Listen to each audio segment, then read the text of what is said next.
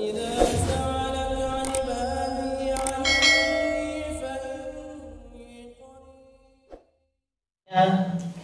kebanyakan umat Islam itu kalau malam tahun baru banyak acara-acara, entahkah dia bakar ikan, ada juga yang zikiran dan seterusnya. Apakah dia masuk dalam kategori perayaan itu mantasyabaha biqaumin itu? Kemudian yang kedua, ini pertanyaan dari ibu-ibu di kompleks terkait yang bertetangga dengan non-muslim. Bagaimana hukumnya menerima hadiah? Biasanya kayak kemarin Natalan itu biasakan ya karena bertetangga, kalau perayaannya mereka juga bawa makanan ke tetangganya, saling berbagi. Bagaimana, apakah itu halal dimakan atau bagaimana? Ya, terima kasih.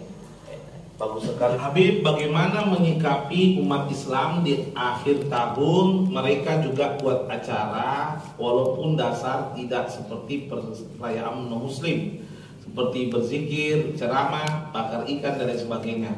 Apakah itu tidak menyerupai mereka? Artinya membuat acara. Kembali, innamal a'malu, hanya saja amal itu tergantung niatnya. Kalau niatnya itu ikut hore-hore, ikut semarak, sudah mau beli kan? Kenapa? Malam tahun baru kau ini. Kena ini. Malam tahun baru kau ini, berarti targetnya tahun baru. Tapi kalau niatnya itu memboikot keluarganya, seperti abah sama umi saya itu setiap malam tahun baru bikin sarabah, pisang pepe, bakar, ubi dan lain sebagainya pakai lombok. Tapi ini bukan bersifat undangan penyampaian saya. Saya foto datang semua hik. Saya foto tiba-tiba datang. Saya nak marah umi gara-gara kaum itu. Langsung saya aja. Itu hanya buat makanan dan memboikot keluarga supaya anak-anak saya ini tidak ke pantai, supaya anak-anak saya ini tidak bakar petasan, supaya anak-anak saya ini tidak teriak-teriak, supaya anak-anak saya ini tidak begadang, tidak jelas, tidak berzina, tidak maksiat. Maka itu adalah bentuk syiar menyelamatkan keluarga dari maksiat. Syiar, upaya. Dan itu dibolehkan kalau niatnya seperti itu. Tergantung niat. Kembalikan istaftil qalbak, buka hati nuranimu. Niatmu apa? Apakah kau niat bersenang-senang di malam tahun baru? Kau kena. Kalau kau niat menyelamatkan diri dari maksiat, kau tidak kena. Itu. Sama halnya bakar petasan. Ada orang banyak salah paham. Habib, bakar petasan bagaimana, Habib? Bakar petasan halal. Yang haram itu kalau kau bakar di waktu perayaan non-muslim. Kapan perayaan non-muslim? Mulai 25 Desember, 24 malah ya, 24 malam Natal sampai tahun baru itu perayaan non-muslim. Hukum menyemarakkan syiar agama Allah adalah ibadah. Hukum menyemarakkan syiar non-muslim adalah bukan petasannya yang dosa, tapi momennya yang haram. Gitu loh. Misal tanggal 5 Januari habis tahun baru.